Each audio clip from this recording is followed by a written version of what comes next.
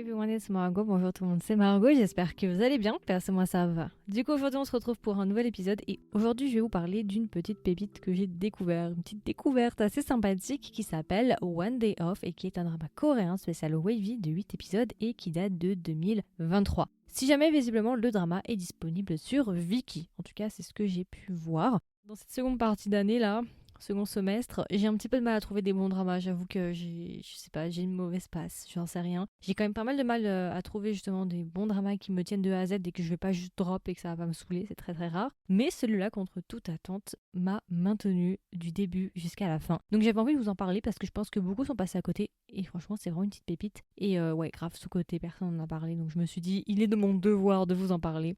Alors du coup, on va peut-être directement commencer par les castings. Du coup, quels sont les acteurs qui sont présents dans ce drama? Pour les acteurs principaux, alors nous avons Ina Yang. Ina Yang, si vous la connaissez pas, elle a joué dans Romance is a Bonus Book, entre autres, mais je pense que c'est un de ses rôles les plus connus. Du coup, elle, c'est notre actrice principale qui va incarner le rôle de Park Ha-gyung.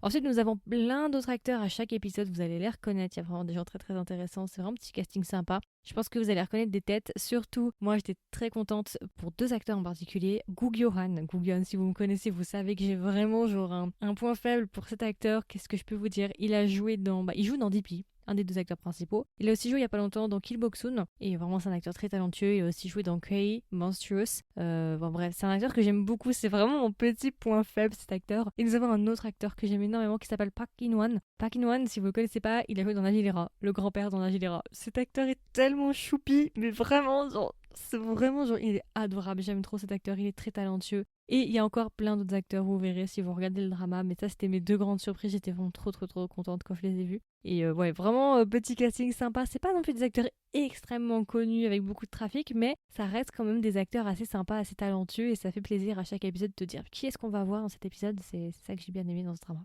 Alors du coup, rapidement, de quoi parle One Day Off, pour ceux que ça intéresse et qui n'ont pas vu le drama. Alors en fait, One Day Off se place avec notre personnage principal qui s'appelle Park Ha-gyung, qui est une jeune femme qui est professeure de littérature dans un lycée. Et en gros, on comprend que cette femme, du coup, Park Ha-gyung, je sais pas comment expliquer, mais en gros, elle a un petit hobby, entre guillemets, elle adore voyager, mais seulement pour une journée. Chaque semaine, elle dédie son samedi à un voyage, donc ce sont des voyages quand même assez courts, hein, donc ça veut dire forcément en Corée du Sud, et on va suivre plein d'histoires différentes, plein de lieux aussi très différents, et en fait chaque épisode est une nouvelle aventure qu'on va suivre avec notre personnage principal et on va découvrir plein d'autres acteurs et voilà, plein d'histoires très différentes, plein de paysages assez différents, et c'est ça que j'ai beaucoup beaucoup aimé avec ce drama.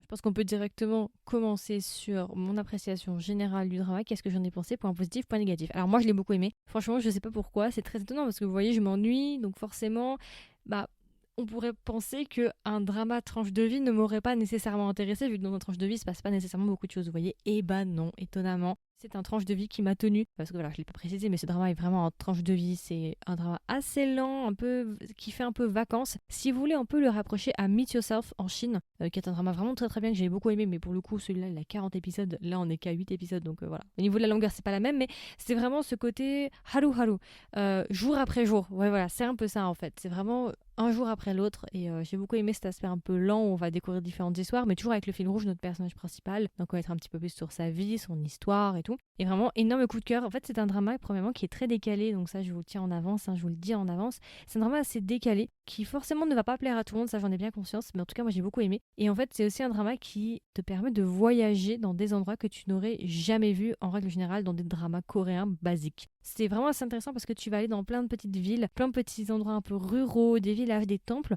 que tu ne vois pas en fait nécessairement, qui ne sont pas forcément montrés dans les dramas, et c'est ça que j'ai beaucoup aimé. Ça te permet aussi de voir autre chose. Les acteurs, moi j'ai rien à dire personnellement, comme je vous l'ai dit, j'ai mes petits chouchous qui sont apparus, donc j'étais très contente de les voir. L'actrice principale, je l'aime beaucoup, elle est très talentueuse, j'ai rien à dire là-dessus. Et ce que j'aime bien avec ce drama aussi, c'est que ça a un petit côté un petit peu nostalgique.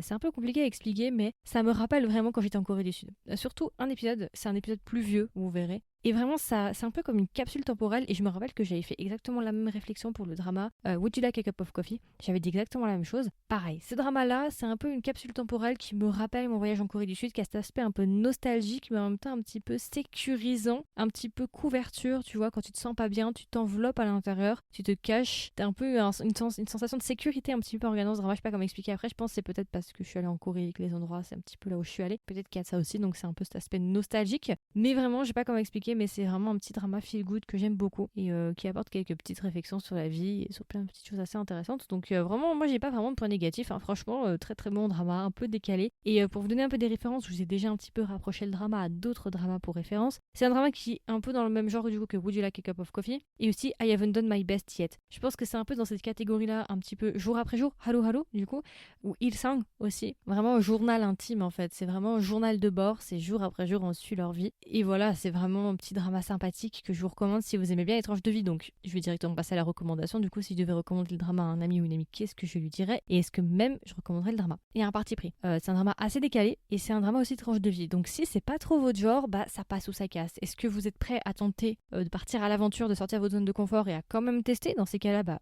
allez-y. Si vous savez pas trop quoi regarder, vous n'avez pas vraiment encore initié le genre de la tranche de vie, pourquoi pas y aller? Ça peut être assez intéressant. Pour ceux qui aiment vraiment pas ça, bah je pense malheureusement que ça ne sera pas pour vous ce drama-là. Il faudra passer votre chemin à mon avis. Moi je le recommanderais parce que voilà, j'aime beaucoup les tranches de vie. J'adore ce petit côté un petit peu posé, vraiment comme Meet Yourself, I Haven't Done My Best Yet et Would You Like a Cup of Coffee. Donc j'aime bien ce genre de choses-là. En plus il y a ce petit côté un petit peu rural qui te montre vraiment des quartiers que tu vois pas en temps général. Donc c'est ça qui fait plaisir aussi. Pour le casting, Kook Yohan et l'acteur qui joue dans La Vie les Rats, j'étais trop contente de les revoir. Et pour se dépayser en règle générale, franchement petit drama assez court si vous voulez pas trop vous engager dans un gros projet de 40 épisodes comme en Chine par exemple. Si vous voulez un petit drama sympa, assez calme, assez cosy, court, où il n'y a pas trop d'engagement et qui est de qualité, celui-là peut vraiment être une très très bonne proposition. Donc voilà, et du coup alors si je devais donner une note sur 20 à One Day Off, combien est-ce que je lui mettrais? Je lui mettrais 16 sur 20. Il passe ma barre des 15 petites pépites que j'ai beaucoup appréciées et même moi, vous voyez, en le regardant, je me disais, mais c'est dingue quand même, pourquoi est-ce que je l'aime autant? Pourquoi est-ce que celui-là ne m'ennuie pas alors que j'en ai abandonné plein d'autres qui sont hyper populaires et j'ai pas réussi? Et en fait je pense aussi ce qui est bien avec celui-là, c'est qu'il n'y a pas de cliché. C'est pas le drama cliché qu'on a l'habitude d'avoir, vraiment le drama générique, copier-coller, tous les codes sont là. Non, je trouve que c'est un drama qui casse un peu le truc, donc je pense que c'est pour ça. En fait j'ai pas vraiment la réponse de pourquoi est-ce que celui-là en particulier je l'ai apprécié alors qu'il y en a plein d'autres que j'ai drop. J'en sais rien, je n'ai toujours pas trouvé la réponse, mais en tout cas je l'ai beaucoup apprécié et je crois que je m'étais fait la même réflexion pour I Haven't Done My Best Yet. Je crois que c'est la même chose, j'avais regardé de A à Z et même moi je comprenais pas pourquoi j'aimais autant. Donc voilà, si vous aimez bien ce genre de drama, n'hésitez pas à y aller. Si vous cherchez un petit peu plus d'aventure et vous voulez changer un petit peu, bousculer votre quotidien et regarder quelque chose de différent, pourquoi pas essayer celui-là. De toute façon ça vous coûte rien d'essayer, hein. En vrai vous regardez un épisode, 2 épisodes, vous voyez si ça vous plaît pas et puis sinon vous passez à autre chose. Il y a tellement de dramas qui existent sur le marché que je me fais pas de soucis pour vous. Je pense que vous allez trouver votre bonheur à un moment donné. Donc voilà, écoutez, c'est à peu près tout. Du coup, c'était mon review extrêmement court sur le drama One Day Off, un drama que je vous recommande. Comme d'habitude, n'hésitez pas à me laisser un petit commentaire si vous m'écoutez sur Spotify. Il y a une section commentaires, vous avez juste à swiper vers le haut. Il y a une petite question où c'est marqué qu'est-ce que vous avez pensé de l'épisode ou qu'est-ce que tu as pensé de l'épisode et vous pouvez me mettre un petit commentaire. Et puis si jamais vous avez le temps, n'hésitez pas à laisser une petite note sur Spotify ou Apple Podcast. Ça prend quelques secondes, mais ça aide mon podcast à se faire plus facilement voir. Donc voilà, écoutez, je vous souhaite une agréable journée ou une agréable soirée et je vous dis à la prochaine pour un nouveau drama. Bye bye!